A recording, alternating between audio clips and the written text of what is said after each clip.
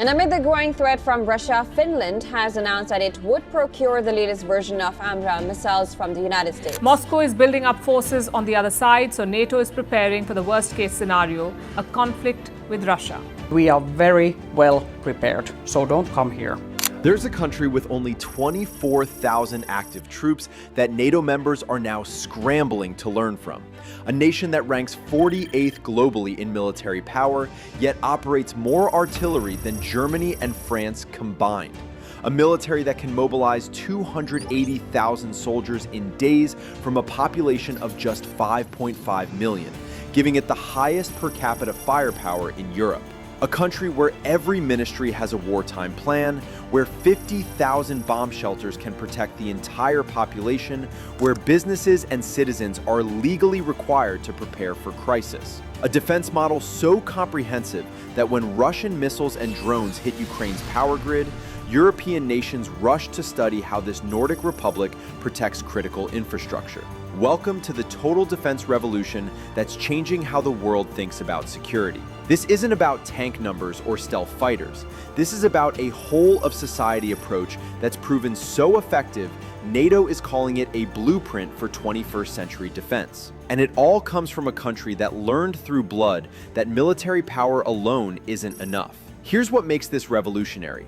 Most countries separate military defense from civil preparedness. The military protects borders. Civilians handle disasters. Infrastructure is someone else's problem. But this Nordic nation recognized after World War II that modern war doesn't respect these boundaries. The comprehensive security model, depicted as a diamond with 6 interconnected corners, treats defense as a whole society responsibility. Every corner supports the others: societal resilience, military capability, security of supply, economic security, democracy and values, and international cooperation. If one corner weakens, the entire structure becomes vulnerable. According to Defense Minister Antti Hakkinen, the concept means that the entire society is committed to ensuring security in all situations. Not just the military, the entire society. Here's how it works in practice.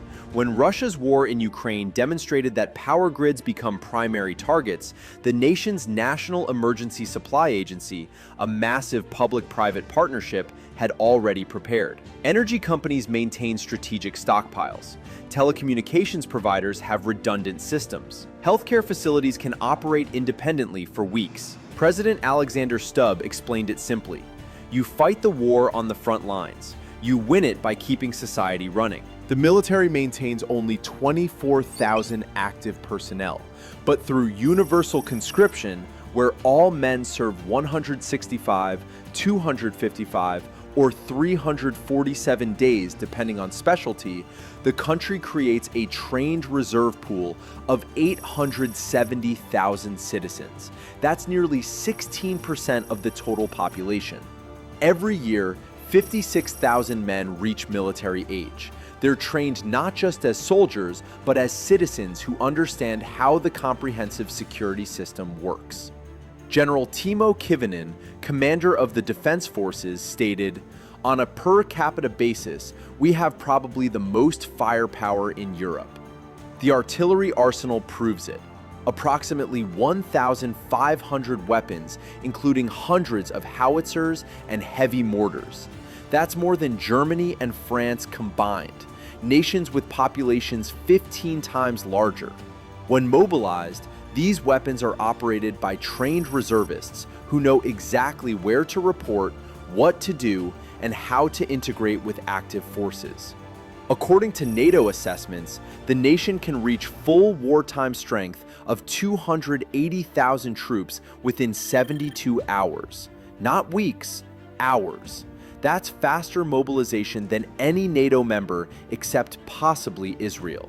The Air Force currently operates 55 FA-18 Hornets armed with advanced American munitions, including AIM-9 Sidewinder missiles and AGM-158 JASSM cruise missiles. But the game changer arrives starting in 2026. 64 F-35A Lightning II stealth fighters in a €10 billion program completing by 2030. Combined with Nordic NATO neighbors, this creates what defense analysts call formidable combined capability in the high north. The Lapland region offers NATO's largest training area for air combat in Europe. The 1,300-kilometer border with Russia becomes protected by some of the most advanced air power on the continent. But the F-35s aren't just about air superiority. They're nodes in the comprehensive security network, providing intelligence, surveillance, reconnaissance, and communication links that connect military operations with civil defense, border security, and critical infrastructure protection. Here's where the model becomes truly revolutionary. The government runs national defense courses 4 times yearly, 3-week intensive programs bringing together professionals from across society. Business leaders, journalists, healthcare administrators, tech executives, all learning their role in national defense. According to President Stubb, these courses engrave a sense of duty in people and create a nationwide network of individuals who understand how comprehensive security operates. When crisis hits, decision makers across sectors already know the protocols, the contacts, and the responsibilities. Every household is encouraged to maintain 72 hours of self-sufficiency: food, water, medicine, heating.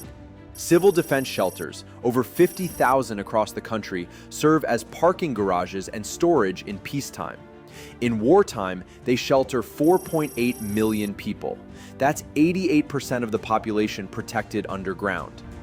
The private sector participates through sector pools, networks where businesses and government exchange information, conduct exercises, and coordinate preparedness. The digital services pool, technology pool, public health pool, and media pool ensure critical functions continue during disruption. Rain Mutka of the National Emergency Supply Agency explained, "Private sector has a vital role in comprehensive security, and preparedness will continue to be developed together in the future." When the nation joined NATO in April 2023, it didn't just gain security, it transformed the alliance. The accession extended NATO's border with Russia by 1,300 kilometers, doubled NATO's Arctic capabilities, and brought a defense model that NATO Secretary General Jens Stoltenberg called a good day for Finland's security, for Nordic security, and for NATO as a whole. But the real impact is ideological. NATO members are now studying the comprehensive security model to strengthen their own civil-military integration. The concept is being incorporated into NATO's resilience baseline requirements, 7 standards all members should meet for societal preparedness. According to Finnish Institute of International Affairs researcher Matti Pesu, Finland is quite capable, but also by providing territory for NATO, accession will facilitate a better defense of the whole region. The Winter War legacy proves the model works.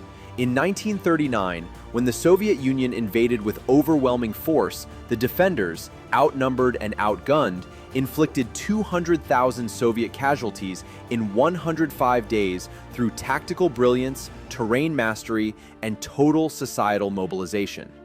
The military didn't fight alone. The entire society fought.